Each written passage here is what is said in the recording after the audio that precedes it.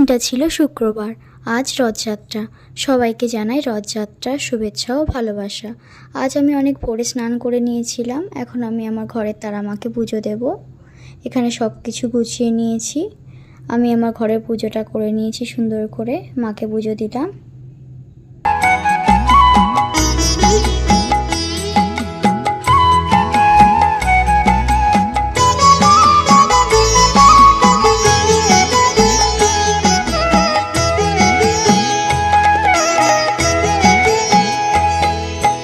মায়ের পায়ের জবা হয়ে ওঠ না ফুটে মন। তারপর আমি নিচে চলে এসেছি। এটা আমাদের বাড়ির মঙ্গলচণ্ডী ঠাকুর। আজকের দিনেই মঙ্গলচণ্ডী মাকে প্রতিষ্ঠিত করা হয়েছিল। এখানে আমার কাকি শাশুড়ি আর যা ননদ সবাই আছে। এখানে সবাই মিলে এখন আমরা পুজোর জন্য মায়ের অন্নভোগ তৈরি করছি। আজ ভিডিওটা এই পর্যন্ত থাকলেও দেখা হবে নেক্সট পার্টে।